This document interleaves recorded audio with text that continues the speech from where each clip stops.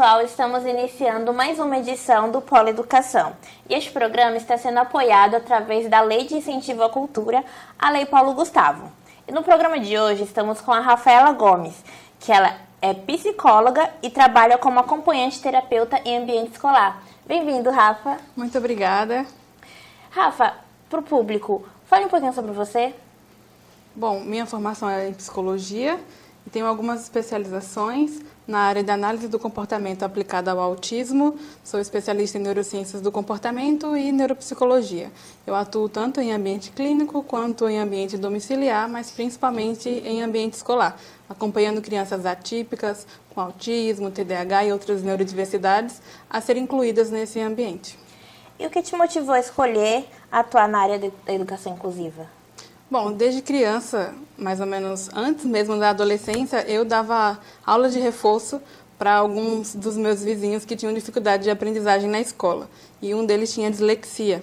Então, eu consegui alfabetizar esse meu vizinho, que era 4 anos mais novo do que eu. E a partir daí eu sempre me interessei a trabalhar com a psicologia ou com a área da educação. E graças a Deus hoje eu tenho a oportunidade de trabalhar com as duas coisas. Quais são os maiores desafios que você encontra no dia a dia dentro da sala de aula inclusiva? Bom, em primeiro lugar, a maior barreira é a atitudinal. Porque quando você está representando uma família, representando uma criança, representando uma clínica, muitas escolas veem a sua própria presença como um empecilho ou alguém que está ali para espiar ou para reportar coisas, sendo que, na verdade, a minha atuação é para auxiliar a criança e auxiliar a escola a lidar com a criança. Na maioria das vezes, a escola não tem os recursos necessários para dar o suporte para a criança. Muitas vezes pode ser que não tenha profissionais capacitados.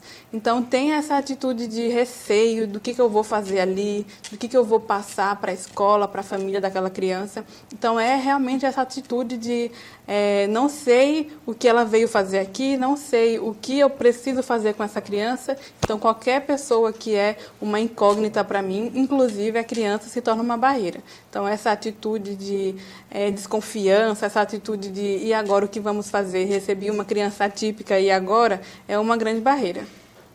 E como você avalia a preparação dos professores e escolas para lidar com alunos com diferentes necessidades educacionais? Bom, a gente já começa pensando que são diferentes necessidades educacionais. Às vezes, a dificuldade da criança, do adolescente, vai ser uma falta de adaptação estrutural.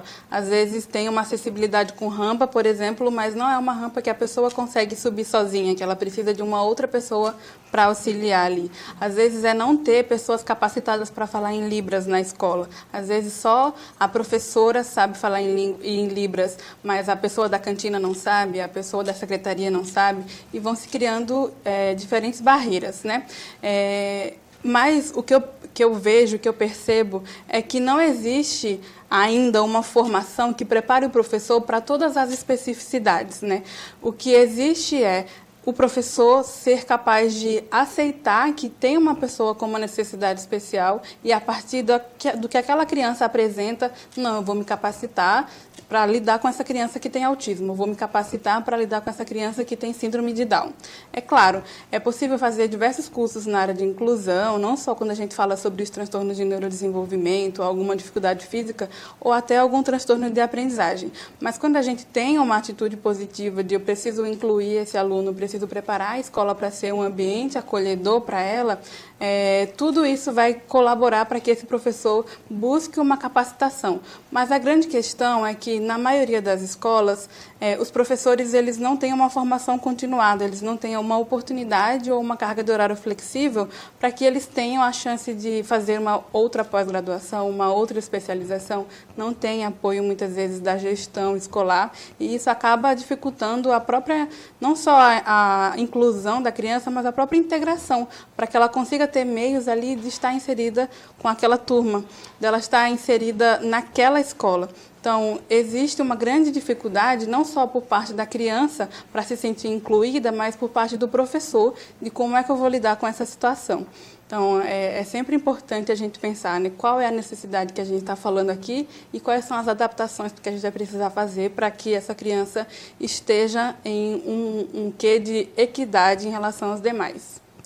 E poderia compartilhar um exemplo inspirador, de inspiração ou desenvolvimento de um aluno na sua trajetória?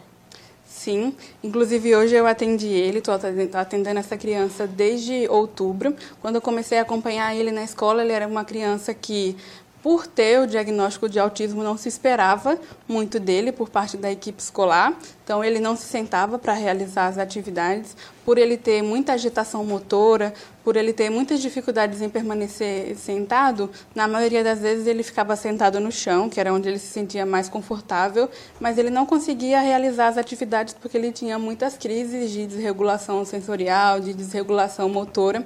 E, a partir daí, era manter ele em sala, que era o máximo que eles achavam que dava para fazer. Não achavam que poderiam incluir ele nas atividades escolares, que ele seria capaz de, inclusive, se comunicar de forma funcional, já que ele era uma criança pouco oralizado, ele tinha um repertório de poucas palavras, porque ele teve um atraso significativo na fala. E de outubro para cá, ele já é uma criança que permanece sentado durante toda a aula. É uma criança que realiza as atividades com pequenas adaptações. É uma criança que tem o seu espaço para se movimentar na sala, para se regular e para ter essa autonomia nas atividades de vida escolar. Ele vai ao banheiro sozinho, ele prepara o ambiente para fazer o seu lanche sozinho, porque eu acreditei nele, porque eu tive uma parceria muito boa com a escola e com a família. Então, a partir do momento que eu falei, não, ele tem capacidade para isso, ele consegue fazer isso, nós só precisamos fazer alguns ajustes para entender qual a necessidade dele, por que ele emite esses comportamentos e como a gente pode ajudar ele a ficar aqui, sentir a escola como um ambiente prazeroso, não um ambiente de sofrimento. E a partir daí, eu só vejo ele se comunicando cada vez mais, com cada vez mais autonomia e caminhando aí para um momento em que ele não precise mais de mim para acompanhá-lo na escola, somente uma mediação para acompanhar ele nas atividades escolares. É tão bom ver isso, né? Ver o aluno evoluindo. É muito recompensador. E de que forma a parceria entre família e escola pode contribuir para o sucesso da inclusão? É essencial, porque quando a gente fala sobre o desenvolvimento de uma criança, ele é biopsicossocial.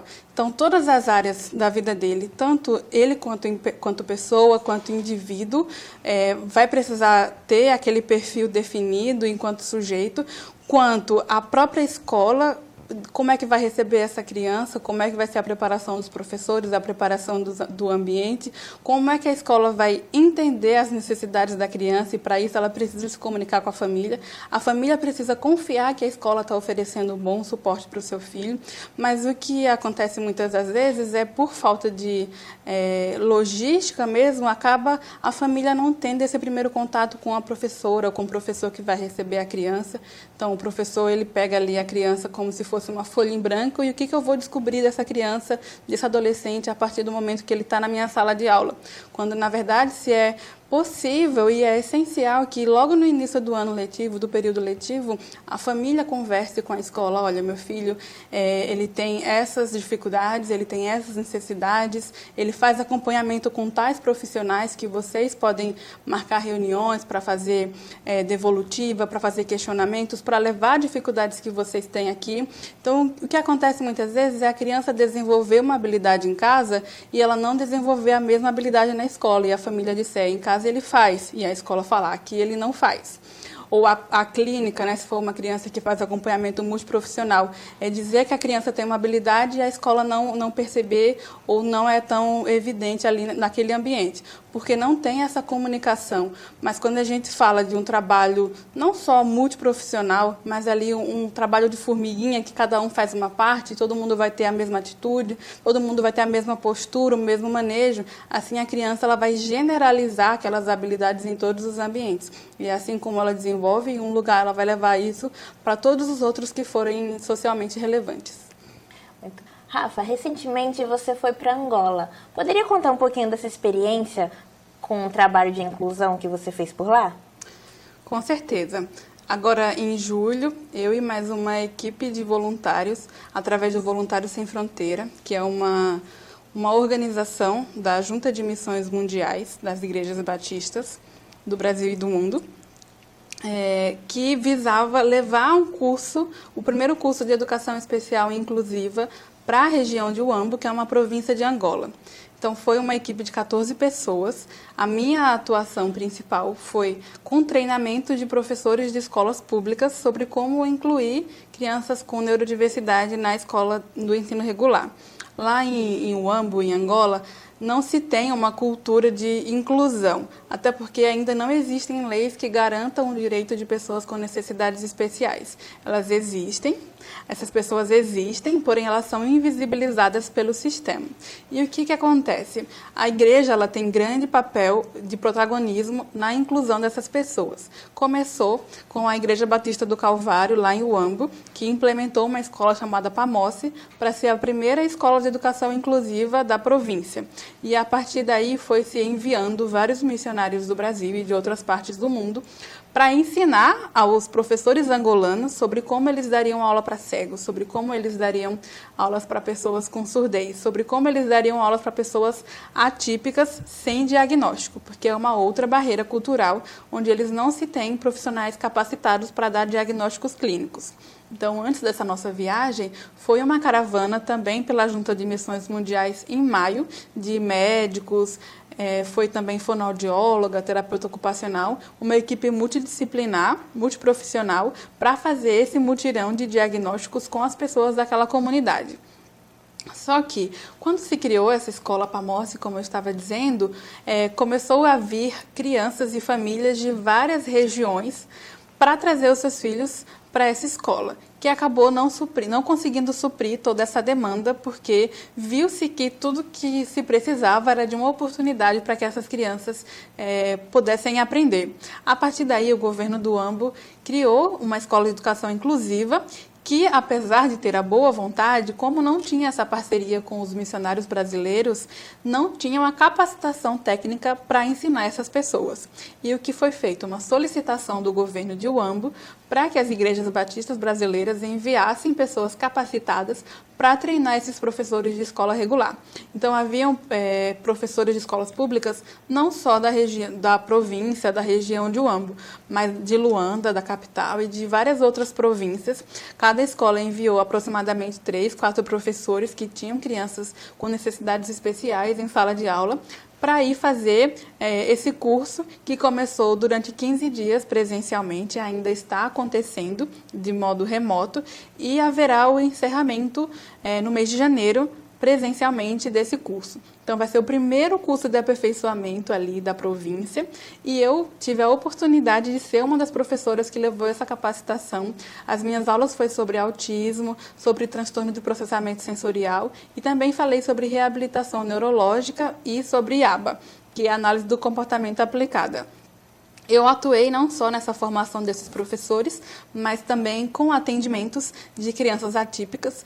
Como o foco não era a avaliação diagnóstica, já que a gente tinha um curto período de tempo, era uma avaliação para dar direcionamentos de como a escola e como aquela família ia estimular o desenvolvimento dessas crianças. Então, eu realizei alguns atendimentos. Outras pessoas foram também como voluntários para falar de outras especificidades, e também tiveram atendimentos de acordo com a sua área de expertise.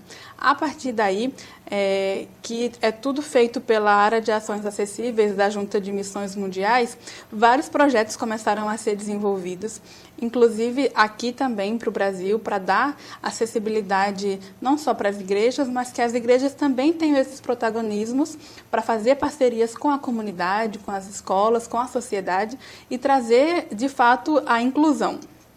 Porque a inclusão na teoria é muito bonita, mas na prática ela vai exigir muitas mãos, muitas parcerias, muito esforço. E lá em Angola eu vi um povo sedento por conhecimento, professores que falavam, eu tenho um aluno que ele faz isso, isso e isso, e pelo que você está dizendo, ele tem autismo. Só que qual que é a sacada? Eu não estava lá para ensinar para eles como diagnosticar uma criança com autismo, era como eles iam ensinar aquelas crianças quando elas estivessem na sala de aula deles.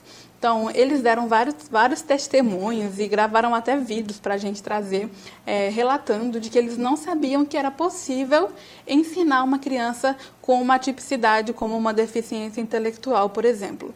Então, o conhecimento ele vem por muitas vias. E agora também faço parte do time da área de ações acessíveis, da Junta de Missões Mundiais, e nós estamos criando protocolos não só de atendimentos, quando for haver essas viagens missionárias, mas também para que as escolas consigam fazer fichas de anamnese para atender essas famílias e parcerias também com profissionais brasileiros que vão prestar assistência de forma remota para essas famílias. E aí Angola tem sido o projeto piloto, próxima parada Senegal, e a partir daí já temos mais outros 6 países que solicitaram o curso de forma online.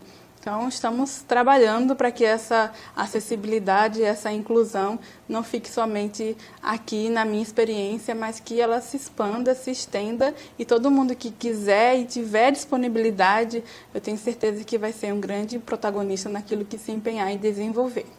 Nossa, que trabalho lindo! Rafa, você disse que foi o governo que solicitou. Como foi a receptividade tanto do governo quanto do povo de Angola? Bom, para começar, a abertura do curso foi uma assembleia solene com as autoridades, a presença do ministro da Educação da província, é como se fosse o governo do estado, presente, recebendo os professores e nos recebendo. Então, a partir daí, já foi um momento emocionante para mim, porque para mim eu ia fazer um trabalho voluntário que ia ter repercussão só entre os professores, mas o próprio governo fez questão de enviar representantes. E também no encerramento, foram 2 grandes surpresas. Durante o curso, os próprios professores dessas províncias vizinhas estavam lá, mas também os diretores, pessoas que também eram ministros, pessoas que também trabalhavam com o governo, com a educação inclusiva, também estavam sentados assistindo essas aulas junto com os demais professores. Então, foi uma experiência muito bacana. E o que mais me emocionou foi nos últimos dias que eles já começavam a externar que iriam sentir nossa falta, que já estavam com saudades, que não viam a hora de ver a gente voltar lá para poder ter mais aulas conosco. E era algo que eles externavam ser surpreendente, porque nós tivemos a ajuda da igreja, de pessoas que se propuseram a nos ajudar financeiramente, inclusive a Costa Brasil pagou as minhas passagens para ir e voltar, inclusive até o Seguro Saúde. Todo mundo teve uma experiência assim de muitas mãos ajudando para estar lá, e eles falavam: gente, vocês vieram do Brasil, vocês cruzaram o oceano para trazer conhecimento para nós nunca conseguiremos ser gratos o suficiente. E isso se concretizou na cerimônia de encerramento dessa parte presencial, onde o ministro da Educação da província também esteve presente, e ele entregou a cada uma de nós um certificado com papel timbrado, com o selo do governo oficial de honra ao mérito. Eles escreveram lá um certificado de reconhecimento por uma colaboração internacional para o avanço da educação no país. Então, além disso, que para mim já foi algo sensacional, os próprios professores se reuniram e compraram para cada uma de nós um tecido chamado samacaca, que é o tecido oficial da nação, e eles nos vestiram com vestes cerimoniais, que era como as princesas dos ancestrais deles se vestiam nas festas para nos honrar. Então, eles nos honraram com o melhor que eles tinham, que não é um tecido barato, é algo que remete à realeza, e também tivemos esse reconhecimento do governo através desse certificado de honra ao mérito pelo trabalho que nós realizamos lá. Nossa, deve ter sido muito gratificante, é um trabalho muito lindo. E muito emocionante também. Vamos chamar um intervalo? Sim. Fique aí, voltamos já já para o segundo e último bloco do Polo Educação.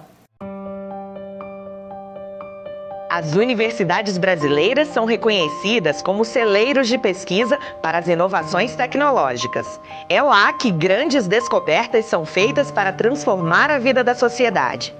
Por isso, lançamos a Vitrine MEC de Tecnologias, um portal que reúne os ativos de propriedade intelectual, como patentes de invenção, modelos de utilidade, desenhos industriais, cultivares e programas de computador. Todas as universidades do país podem participar desta iniciativa, que vai promover a aplicação prática do conhecimento científico. Com um clique, as cadeias produtivas globais poderão ter acesso a ativos para transferência de tecnologia. É o conhecimento científico a serviço da sociedade. Ministério da Educação, Brasil, União e Reconstrução, Governo Federal. Voltamos para o segundo e último bloco do Polo Educação, onde estamos com a Rafaela Gomes, que é acompanhante terapeuta em ambiente escolar. Rafa, quais recursos ou tecnologias têm sido mais eficazes no apoio aos alunos com necessidades especiais? Principalmente apoios visuais, quando a gente está falando de pessoas que não têm nenhum tipo de dificuldade visual, obviamente. Qualquer pessoa ela é capaz de aprender. Ela só pode ter níveis diferentes de compreensão para algumas coisas, ou uns vão precisar de mais acessibilidade, de mais insistência, de mais repetição. Mas quando a gente modifica o ambiente, a gente coloca pistas no ambiente, por exemplo, vou dar um exemplo de pessoas com autismo. Na maioria das vezes, elas têm dificuldade para ter uma percepção de tempo. Ela não sabe se a aula vai acabar daqui a 10 minutos ou daqui a 4 horas. Então, a gente estrutura uma rotina visual, seja ela escrita ou por imagens, de que primeiro ela vai chegar e vamos fazer a rotina, depois ela vai chegar e vai ter uma atividade, depois vai ter o momento do parque, depois vai ter aula de matemática, e ela vai riscando ou retirando ali da rotina as coisas que já aconteceu. Ela vai tendo uma previsibilidade.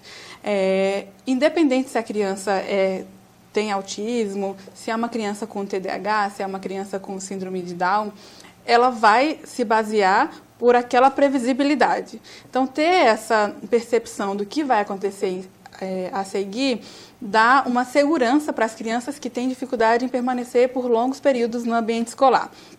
Hoje em dia, nós temos muitos recursos disponíveis na internet para adaptar material pedagógico, para adaptar coisas que são até mais estruturados, como, por exemplo, recursos lúdicos para ensinar multiplicação, para ensinar divisão, independente se a criança ou adolescente ele tem alguma questão cognitiva, alguma deficiência intelectual ou não.